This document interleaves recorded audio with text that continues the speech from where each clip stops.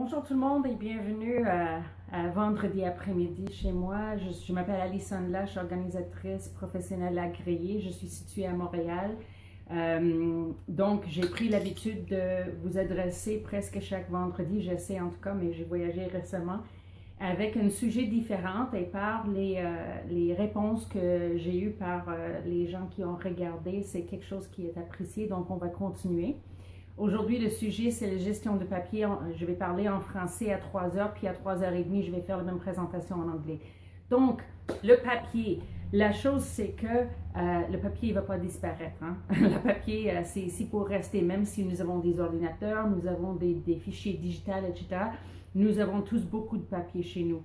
Les gens, parfois, ils m'appellent chez eux pour les aider parce qu'ils sont complètement débordés puis ils ne savent pas quoi faire.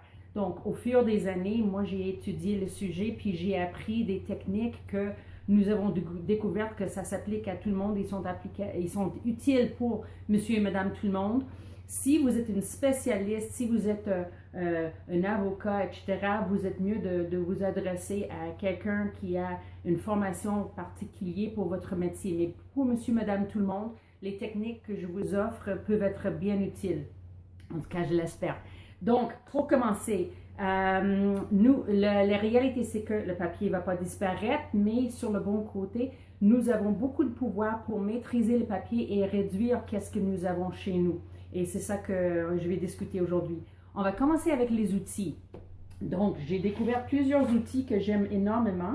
Le papier, c'est souvent une question de mathématiques. Quand on reçoit une lettre, etc., on l'ouvre, puis il peut y avoir, mettons, un papier qui vient de la banque, qui dit qu'est-ce qui s'est passé dans notre compte depuis les 4 dernières semaines. Il peut y avoir peut-être 3 ou 4 feuilles. Souvent, la dernière feuille, si vous le regardez, c'est souvent des renseignements standards qui apparaissent à chaque mois, puis ça ne regarde pas du tout votre compte à vous. Donc, ce papier, vous n'avez même pas besoin de le garder. Donc, je vous encourage tout de suite de regarder et seulement garder qu'est-ce que vous avez besoin de garder.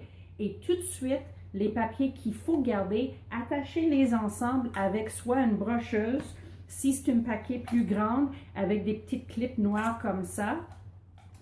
Si c'est une collection encore plus importante, vous pouvez employer une ruban élastique.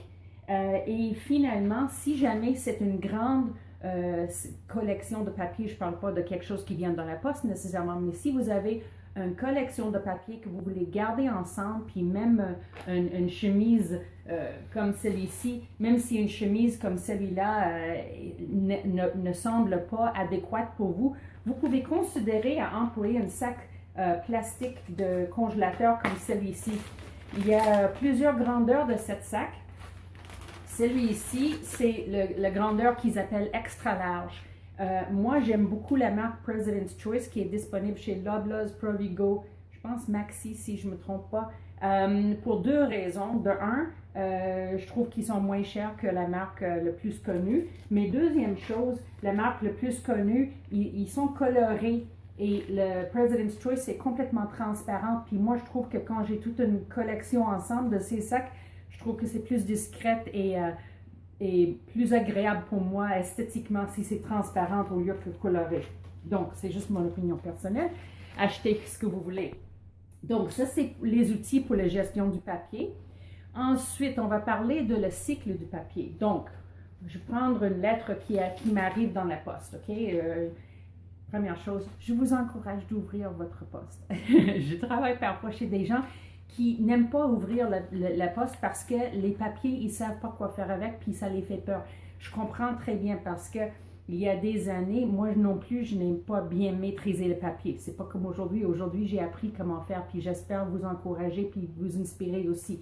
Mais je vous dis, je comprends que les gens, ils ne veulent pas parfois ouvrir la poste, mais je vous encourage de le faire.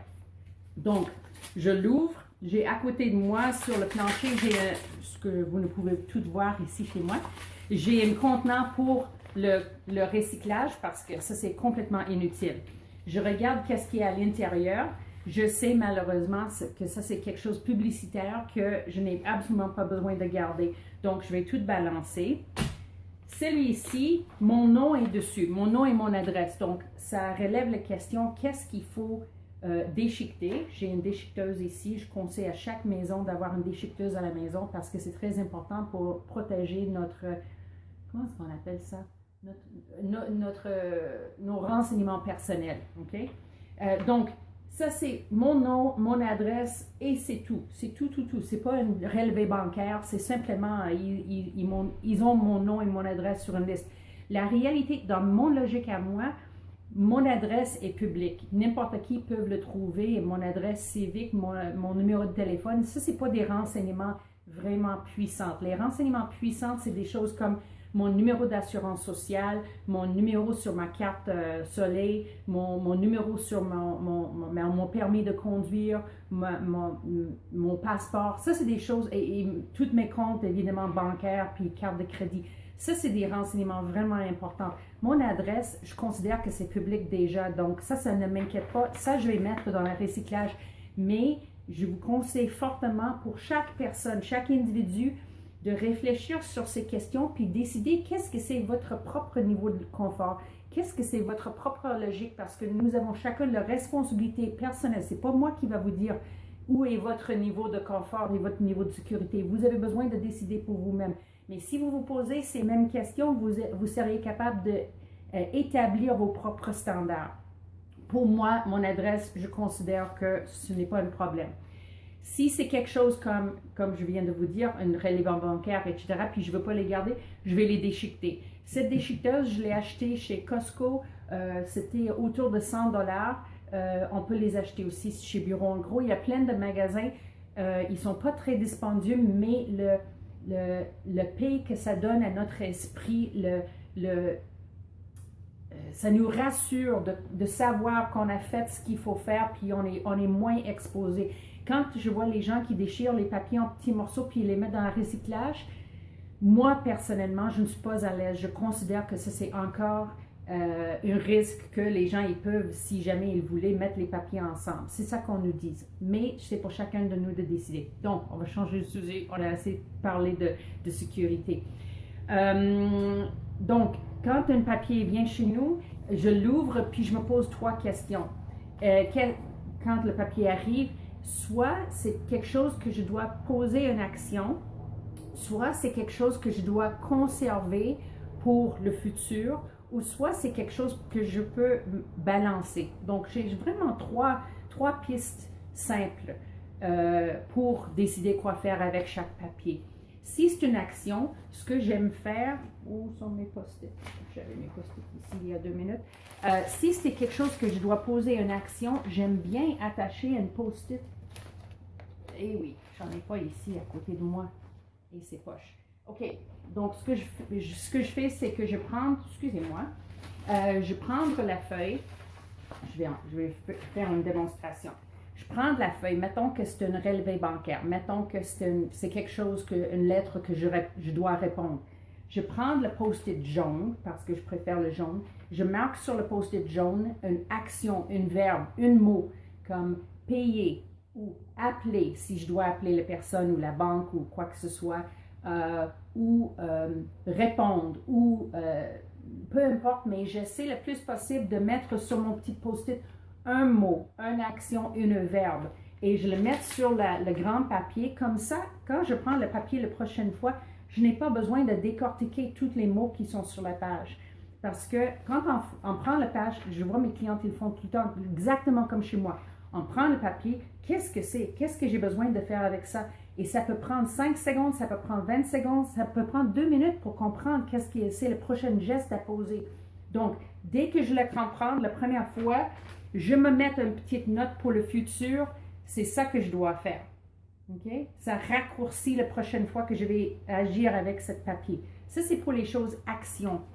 Pour les choses conservation, je veux les mettre dans mon filière.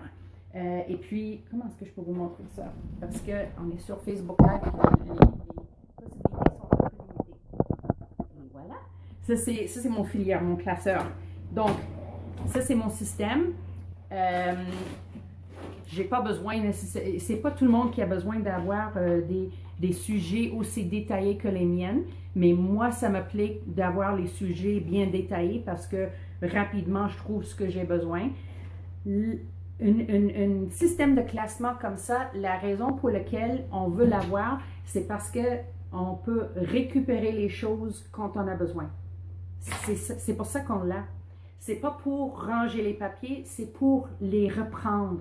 Donc, si vous êtes à l'aise à mettre les choses dans les grandes catégories parce que ça ne vous dérange pas de fouiller dans une pile de papier quand vous avez besoin de chercher quelque chose, il n'y a pas de problème. Gardez les sujets plus larges, puis mettez les choses tout ensemble si vous désirez. La chose, c'est que vous êtes à l'aise, vous pouvez trouver vos papiers quand vous avez besoin. OK? C'est pas nécessaire que votre système ressemble le mien, c'est pas nécessaire que le mien ressemble celui là-bas. Ce qui est important, c'est d'écouter ses propres préférences, valeurs, aussi la couleur, par exemple. Si vous avez remarqué, les miennes sont complètement bleues parce que c'est ça que j'aime. Il y a des gens qui préfèrent avoir une section verte, une section rouge, une section bleue, etc. C'est pour chaque personne de décider qu'est-ce qu'il préfère avoir chez nous. Une chose que je peux vous dire, c'est que dans le passé, avant que j'ai maîtrisé mes papiers, je ne portais pas du soin sur mon classeur. J'ai mis des choses, j'ai pensé bien faire, je les ai tout fouillés dedans. Et l'année passée, quand j'ai travaillé chez quelqu'un, quand j'avais une formation plus en profondeur sur ce sujet, j'ai réalisé que même les tiroirs sur mon classeur ne fonctionnaient pas bien. Chaque fois que je voulais l'ouvrir, ça faisait un bruit qui me tapait sur les nerfs, mais je n'avais même pas réalisé. Donc, juste pour ouvrir le tiroir, c'était déplaisant. Donc, l'année passée, je me suis gâtée, je me suis acheté une classeur chez Bureau en Gros et vous entendez, ça fonctionne super bien, c'est vraiment un plaisir de travailler avec. Et en plus, j'ai acheté un petit kit à côté qui est des roulettes, c'est sur roulette, vous voyez, c'est vraiment génial. Donc, je peux le mettre où je veux dans mon bureau, je peux le garder dans le coin, puis quand je veux travailler avec, je peux le rouler à côté de mon bureau et ranger mes papiers plus facilement. C'est des petits trucs. Je considère, et avec mes clientes, j'ai vu aussi qu'ils sont d'accord, quand c'est plaisant pour nous, esthétiquement et physiquement, d'interagir avec notre système de classement, nous sommes plus portés à classer des choses comme il faut. Et ça, c'est l'objectif au bout de la ligne, c'est classer des choses comme il faut pour être capable de les récupérer quand on veut. D'accord? OK, ça c'est assez possible. On retourne ici. Voilà. OK, donc ça c'est pour l'action, la conservation et les déchets. Nous avons discuté le recyclage et le déchiqueteuse. Pour la conservation, je vous conseille non seulement d'écouter vos propres sentiments et décider qu'est-ce qui est important pour nous, mais je vous encourage fortement à parler, à poser les questions à votre comptable, votre avocat, votre banquière pour savoir quels sont les documents que vous devez garder et pour combien de temps. Je ne donnerai jamais des conseils aux gens particuliers combien de temps il faut garder les choses parce que je ne suis pas une spécialiste. Je n'ai pas la formation pour vous guider de un et de deux, chaque personne a une situation différente. Si j'ai un condo, si j'ai 2 condos, si j'ai une compagnie, si je suis divorcée, si j'ai des enfants, si je suis responsable également pour les comptes de mon père, etc. Toutes ces choses changent les données et les réponses que le spécialiste va donner. Et moi, je ne suis pas formée pour vous dire ça. Donc, je vous encourage fortement à poser ces questions parce que une fois que vous avez cherché des bons renseignements, vous allez avoir des guides que vous pouvez suivre pour toujours, chaque fois. Donc, vous prenez quelque chose. Est-ce que j'ai besoin de le garder? Non, je sais que j'en ai pas besoin de le garder parce que mon avocat m'a dit ou mon comptable m'a dit, etc. Et puis vous allez avoir la confiance de poser les bons gestes. On ne veut pas garder un seul papier qu'on n'a pas besoin de garder. Chaque papier qu'on garde, c'est une responsabilité. On le met de côté, mais si on garde tous les papiers qu'on n'a pas besoin, ça fait un volume de papier qui fait en sorte que c'est plus difficile de trouver les papiers qui sont vraiment importants. Donc, on est mieux de désencombrer notre collection de papiers chaque fois qu'on est capable. Quoi d'autre on a discuté? Oh, il y a l'espoir. J'ai mis cette phrase ici, juste avant la fin, parce que je voulais vous dire que Même que je suis bonne en organisation, et j'ai un talent naturel, mais je viens d'un parcours où il y a certaines choses dans ma vie que je n'ai vraiment pas maîtrisées bien, je n'ai pas bien organisé. Et pour moi, le papier, c'était le grand diable, le grand horreur, c'est la chose qui était le plus difficile pour moi à maîtriser. Et même aujourd'hui, je me trouve parfois avec une petite pile que je veux vraiment pas le toucher, mais je réalise que, mais Alison, tu n'as plus besoin d'avoir peur du papier parce que tu as tous ces systèmes en place, puis tu as juste une petite pile maintenant que dans le passé, j'avais ça qui m'attendait à traiter. Et donc, je voulais vous encourager parce que depuis que j'ai pris le temps et j'ai pris la peine de faire face à mes papiers et d'installer des systèmes qui me plaisent, comme mon classeur, avoir un déchiqueteur à côté, avoir des bons outils à main, savoir quoi faire avec, et aussi comprendre quand j'ouvre une enveloppe, il y a les 3 actions, vraiment seulement il y a 3 pistes, action, conservation ou déchets. Donc il y a seulement 3 pistes et c'est pas si compliqué que ça. Et je dois dire avant que je vous quitte, oui, peut-être vous êtes chez vous en train de vous dire, mais qu'est-ce qu'on fait avec les papiers actions? Oui, ben, bonne question. Chaque personne est différente. Il y a des gens, des clientes que j'ai qui préfèrent les avoir dans une chemise à côté d'eux. Mettons, une chemise comme ça, marquée action. Puis c'est sur le bureau, puis ils gardent tous les papiers action dedans. Puis il y a des gens qui ont beaucoup de succès à se prendre un rendez-vous. Bon, chaque jour à 9 heures, je vais traiter les choses dans mon classeur action, comme on traite nos courriels. C'est le même défi, si vous voulez, parce que dans les courriels, c'est des actions aussi souvent. Il y a des gens qui groupent des gestes, des tâches, actions ensemble. Tous les appels téléphoniques, ils vont les faire dans une batch. Il y a toutes les commissions, ils vont essayer de les faire tous ensemble. Toutes les choses à mettre dans la poste, tous les paiements à faire, ils vont les grouper ensemble parce que c'est souvent plus facile de poser des gestes, de faire nos tâches quand ils sont ensemble. Une fois que j'ai tous les outils sur la table pour écrire des chèques, je suis aussi bien d'écrire 3 chèques à la fois au lieu de juste une chèque puis plus tard faire un autre. C'est logique, n'est-ce pas? Donc, il y a des gens qui aiment ça, le garder dans une chemise sur la table. Il y a des gens qui ont besoin de voir les choses. Ils ne veulent pas que ce soit caché. Ils veulent voir les post-it jaunes avec les gros mots, avec un Sharpie payé ou appelé, etc. Parce qu'ils ont besoin, ils sentent un besoin des rappels, des actions à poser. Pour ces gens-là, peut-être ils veulent juste garder une pile de papier sur le bureau. Il n'y a aucune seule façon de garder notre bureau et garder nos choses. Il y a des gens qui ont besoin que ce soit complètement net, rangé, rien visible, et c'est le seul moyen qu'ils ont pour concentrer et être en paix. Il y a des gens qui c'est complètement l'inverse. Ils ont besoin de voir leurs choses parce que sinon ils se sentent mal à l'aise ou insécures. Il n'y a aucune règle. Il faut simplement écouter à l'intérieur de nous-mêmes et nous allons décider pour nous-mêmes personnellement qu'est-ce qu'on a besoin de garder, comment et où. Et parfois, ça prend quelques essais avant de trouver la chose qui fonctionne. Pour moi, c'était une de mes plus grands défis. Le classement, pour moi, c'était pas si difficile à installer, mais la collection des papiers action, de courriel action, pour moi, c'était la chose la plus difficile. Maintenant, je prends rendez-vous avec moi chaque 2 ou 3 jours, puis je règle les choses. Mais ça, c'est personnel. Vous allez peut-être trouver quelque chose de différent. Si vous avez des questions plus spécifiquement que je n'ai pas adressées, si vous avez des suggestions ou des histoires de réussite, si vous êtes content de vous-même parce que vous avez fait quelque chose, puis vous avez le goût de le partager avec nous, je vous encourage fortement à commenter à côté de cette vidéo. Si jamais vous avez apprécié cette petite présentation puis vous aimeriez en voir plus, j'ai un canal sur YouTube avec plusieurs vidéos que j'ai faites soit chez moi ou soit sur une émission Trucs et compagnie pour discuter d'autres sujets. Et puis, j'ai une page Facebook, évidemment, vous êtes là-dessus.